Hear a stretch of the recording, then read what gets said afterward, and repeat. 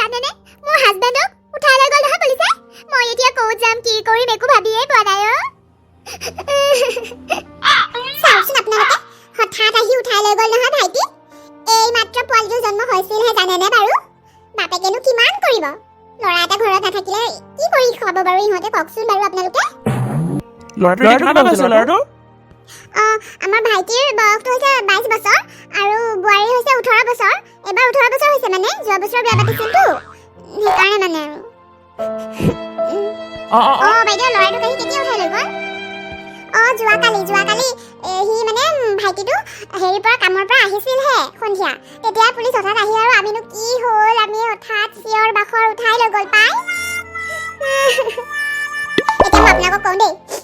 এতিয়া যদি হঠাৎকৈ কিবা লাগতিয়াল হ'ব হা পোৱালিটোৰ কিবা হ'ব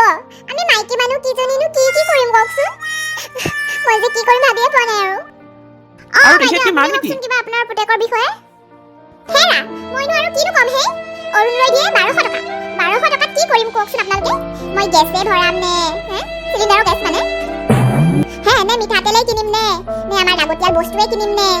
বুঢ়াৰীৰ পোৱালীৰ বস্তুৱে কিনিম নে কি খামে নে উফ মাথাটো গৰম হৈ যায় কি কৰিম কওকচোন আপোনালোকে ভাই মোৰ ল'ৰাটোক লৈ গ'ল পুলিচে আৰু ঘৰত কোনো ল'ৰা নাই নেকি নাই আমাৰ আৰু কোনো ল'ৰা নাই ময়ো বিয়া হৈ গৈছিলো ওচৰতে এতিয়া এইবোৰ খবৰ পাই মই হঠাৎ পলাই আহিছো ইয়ালে নহলে মোৰ মা আছে অকল আৰু বুঢ়াৰী আছে তহঁতক কোনে চাব কওকচোন বাৰু ঘৰত কোনোৱে নাই আৰু মই এতিয়া চাবগৈ লগা হৈছে জানেনে কি যে দুখৰ জাল্লাত পৰিছো নহয় ভণ্টি তুমি কোৱাচোন এতিয়া তুমি কি কৰিম বুলি ভাবিছা তুমি মইনো আৰু কি ক'ম এখেতক লৈ গ'ল মোৰতো এতিয়া বয়সটো ঠিকেই হৈছে ন বয়সৰ হেৰিটোতো তেতিয়াতে ওলোৱা নাছিলে নহয় সময়সীমাটো আছিলে বাৰু ঠিকেই মানিছোঁ মই কিন্তু আমাৰ এতিয়াৰ এইটো পুলিচে ধৰি নিয়া নিয়মটোতো তেতিয়া নাছিলে ন আমিতো তেতিয়াই বিয়া হৈছিলোঁ এতিয়ানো কিয় কৰিব লাগে মামাই সেনেকৈ